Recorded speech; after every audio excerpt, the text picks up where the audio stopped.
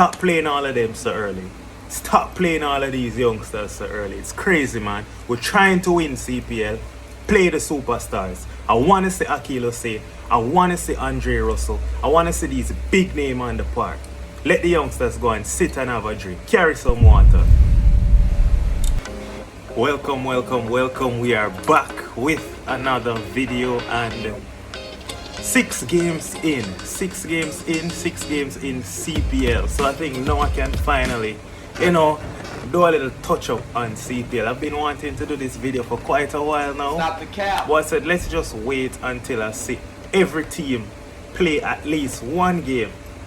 So far, by the way, I'm going to be linking CPL as it relates to West Indies T20 cricket, right? So there are some problems that we face in our T20 team. We're a very good team, right? One of the issues is we're looking for an opener. We're looking for an opener, right? Whether you want to say we need a frontline opener and a backup opener, that's something different, right? We're looking for an opener. We're looking for that Andre Russell type all-rounder, right? And we're looking for also another spinning all-rounder to give Rasta and Chase some challenge. We're looking for reserve batsmen, the next generation after the 2026 World Cup. And we're also looking forward to seeing some quality fast bowlers step up. And some might even throw in and say we're looking for backup spinners for after the 2026 World Cup or the 2028 World Cup, or in case Moti and Hussein gets injured, let's just say, right? Who's the backup? So those are some things, but overall our T20 team is very good. So CPL, let's get into it. The Antigua Falcons, new franchise, 3 matches so far, lose all 3. Crazy. The Patriots, 3 matches, win 1, lose 2. These are the 2 home-based franchise that kickstart the tournament. Hasn't started well for them. Alright. However, we're not here to talk about the results again. We're here to look at benefits for West Indies. And the first thing I want to touch on is the openers. Guess what? EVIN Lewis is back. EVIN Lewis is back. EVIN Lewis is back. He scored at 29 in the first game from 24 deliveries. Then he had a 39 from like 23 deliveries versus Trinbago. And then he also scored an unbeaten century of 54 deliveries. EVIN Lewis looks good. He looks really good.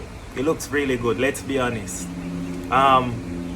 If we can get EVIN Lewis back up to full fitness, up to full flow, EVIN Lewis, Shea Hope, Nicholas Pooran, these guys at their best, better than anyone else in the world, or can compete with anyone in the world. So EVIN Lewis, it would be good to see him back in the maroon colors. EVIN Lewis is back. He is back. He's gonna have a bang of a year.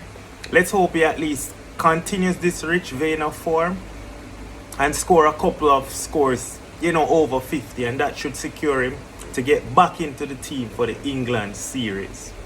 Any other openers to talk about? One thing I see a lot of teams, they're using domestic openers, which is good because at the end of the day, that's what you want to see. I think Barbados Royals, they didn't use Alec Athanas to open, and the thing is, Athanas he should be in the contentions for openers in West Indies T20 lineup.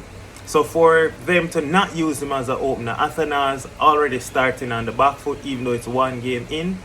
So Athanas on the back foot right now. Johnson Charles didn't look so good last night. A lot of huffing and puffing like we saw in the World Cup, and then scored a runner ball 12, I think, or something like that. So a lot of huffing and puffing just like the World Cup. A lot of runner ball 30s in the World Cup. Johnson Charles need to get it together, because we know Brandon King is secured as the #1 opener. And then everyone else trying to find their way, whether it's going to be Shea Hope, Kyle Mayers, EVIN Lewis, Alec Athanas. Alright, so at the end of the day, I think in any squad you're going to have 3 openers. 3 openers we're going to have. And once Brandon King returns to full fitness, you'd assume that Brandon King is #1. So there are really two more spots. Kyle Mayers look good as well. Batting at 3, but you know he's generally an opener. So it could easily be Evan Lewis, Kyle Mayers, and Brandon King. You never know. Shea Hope is a little more versatile. So you might find that they fit Shea Hope in the squad as a batter. Right? Who also can open. Shea Hope is very versatile. Can bat 3, can bat 4. Can open. Wow! Let's talk about some youngsters that I see get promotion. Kofi James, saw him opening yesterday. Didn't look as good as in the first game, right? So Kofi James has definitely see some potential. Played some terrific shots in the over against Shamar Joseph when they played the Amazon Warriors. So Kofi James definitely had potential. Looked very destructive in the power play and he looks fearless. But listen to my point, guys. These youngsters, right? These youngsters, stop playing all of them so early. Stop playing all of these youngsters so early. It's crazy, man. We're trying to win CPL. Play the superstars. I want to see Akil Hussein. I want to see Andre Russell. I want to see these big names on the park. Let the youngsters go and sit and have a drink. Carry some water. I'm kidding. No. I'm being sarcastic. I'm happy to see so many youngsters getting chance. This is point number 2, that the youngsters are actually getting a chance in this CPL. Pollard said it really well, that he is trying to give youngsters the opportunity to develop. We saw Trinbago, they had one, I think Shaquan Pierre or something like that. He came in, played a couple lovely cover drive. He's a West Indies emerging player. Scored like 12 or 13 runs. Didn't look too bad. Right? Akeem August playing last night for St. Lucia. He looks that international. He looks like this is above him. He scored 6, but the 4 deliveries he faced, he looked totally out of it. Had a streaky edge and got a couple. Got an over pitch delivery where he just managed to get his bat down in time and it went down to the long on boundary for 4. And then playing across the line, quick delivery. Well, not even really quick delivery from Mayers, but you know, a swinging delivery away from him. Hit the outer edge, carried all the way to third man. So Akeem August didn't look too good. Teddy Bishop, that youngster, I saw him against Ireland team, Ireland A, when we had the emerging team. So the West Indies Academy playing against emerging Ireland, and I saw Teddy Bishop and he looks good. Akeem August, he also looked good when I watched him then. Ashmead Ned looked good with the ball when I watched them then. But when I watch them now against the T20 veterans, you can see the gap. There's a huge disparity. Teddy Bishop, Teddy Bishop doesn't look too good, but keep giving the youngster opportunity to grow and to develop, and let's see what happens, right? But Falcons decide to drop him and push Kofi James to the top. Let's see how that works out. So Kofi getting more opportunity now. And I assume that once Brandon King is in, you might not even see Kofi James in the lineup. So these youngsters need to cash in on every opportunity that they get. Who else with the bat as a youngster look good? Joel Andrew looks very good for Antigua Falcons. He looks very good as a youngster. But my one issue with well, I have no issues with Joel Andrew. No, I don't have any issue. He scored 50 from 30 not out. Yes, I do have an issue, sorry.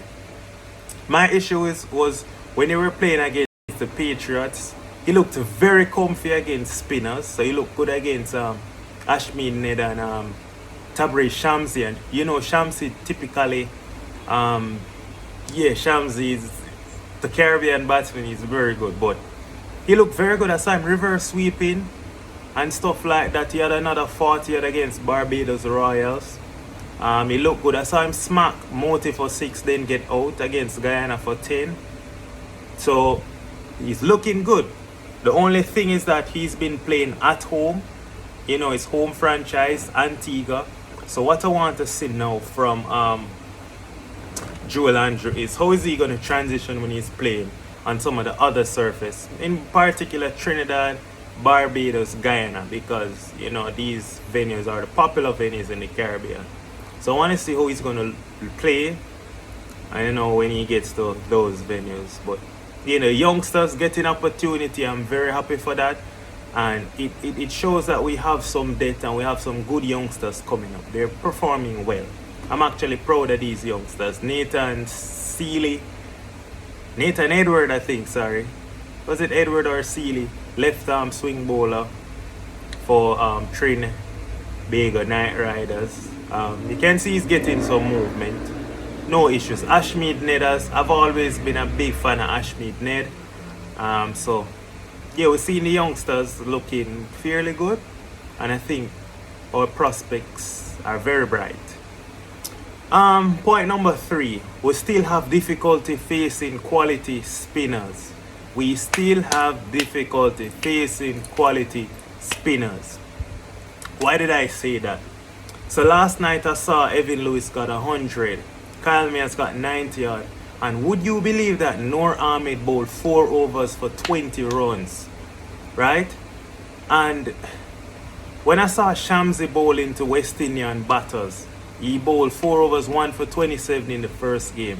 But when Shamsi last night was bowling to other batters from Sri Lanka and New Zealand, Rajapaksa and also Tim Seifert, we saw Shamsi being smashed. Noor Ahmed is going to get smashed when he's also bowling to other countrymen batters. However, when we face wrist spinners, we're still struggling. At the end of the day, poor and smash Shamsi. We know Shea Hook can do it as well. We can't. Chris Green has a bamboozling batsman. When he's bowling to international batsmen, it's not the same.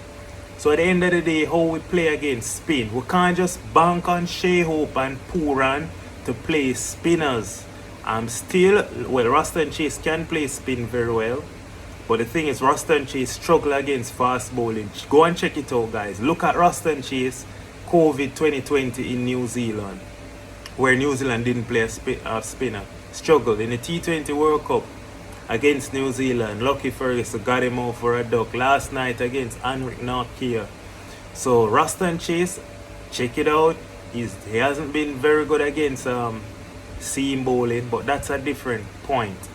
Alright, that's totally something different to talk about. But again, our batters generally, we don't play spin very well. In particular, mystery spins, so leg spinners. We have to work on that. We have to. So that's point number 3. I'm still not impressed with the manner in which how we play. Even Hayden Walsh bowling to Shamar Brooks last night. Brooks couldn't do anything to Hayden Walsh, and then I see how Quinton de Kock pick him up, flick him. You know, other international batsmen, they don't seem to struggle against spinners as much as we do here in the Caribbean. So that's point number 3. Point number 4, as I said, we're looking for all-rounders. Somebody who can mold into that Andre Russell type all-rounder. Jason Ola looks very good. 1 game so far, I think 2 for 24 or something like that yesterday. He looked very good. Jason Ola looked good. Still searching for that Andre Russell type all-rounder. Shamar Springer, could he be? I saw a brilliant 4-for in his first game. Next 2 games getting absolutely smashed. So Shamar Springer need to work on consistency. Naeem Young didn't bowl a over. What is that about, rough man? I don't know. At the end of the day, we're still searching. Guess what? If there was a World Cup tomorrow, Andre Russell is still in my squad. It's the truth. Matty Ford, I like him with the new ball. He gets a lot of movement. Once it's swinging, Matty Ford is brilliant. But once it stops swinging, Matty Ford is not really a go-to guy. He's not a go-to guy when it's not swinging. So at the end of the day, I think we have some problems there. Because you want Matty Ford need to be able to can bowl in any condition, but he's improving. That's what I want to see. He's improving. I like that about him. Continue to improve Matty Ford. I love to see when you're swinging it. You look absolutely brilliant. Whether to left-handers or right-handers, I see you working on moving the ball both ways. So I'm happy with Matthew Ford now. Hopefully his development continue to go from strength to strength, and he'll become one of the best T20 all-rounders going around. Need to see him a bit more with the bat now. Finally, our stocks in terms of fast bowling. We see the youngsters, right? The youngsters have a lot of work to do. Fast bowlers, the youngsters. We also see guys like Dean Smith just fall way off. Dean Smith, yeah, he took a wicket last night, but he's just getting smashed out the ground. Dean, you gotta step it up. Dominic Drake's going for like 70 odd runs in 4 overs. Wasn't Dominic Drake's helping Patriots win 2021, 2022? He had a breakout year coming to international cricket. He looked good. I saw him bowl like 5 overs, none for 19 against India in an ODI game. What happened to Dominic Drakes? At the end of the day, Obed McCoy looked decent yesterday, but our fast bowling stocks looks very weak. Shamar Joseph, unfortunate, got hit for like 50 runs, but that's how it goes sometimes. Can have a bad game. Shamar Joseph, Obed McCoy, Alzari. Really and truly, these are fast bowlers. But we need to see more fast bowlers coming through the ranks. We need to see more. You look at Antigua Falcons. Who are their fast bowlers overseas?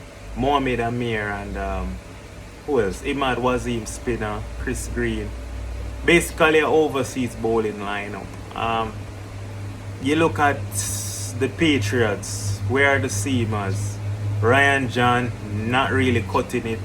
Dean Smith not really cutting it. So our fast bowling stocks look pretty weak. It looks pretty weak. It's still Andre Russell, Jason Holder, Shamar Joseph, Aljar Joseph, Obed McCoy, Romario Shepherd. Shepherd looked brilliant the other day. Still the same set of guys, right? So we want to see some more guys coming through. So those are my 5 points, my 5 takeaways from CPL so far. Let me know if you agree with my 5 takeaway points. You can add, leave a comment. And it is your boy Ronaldo, and I am out.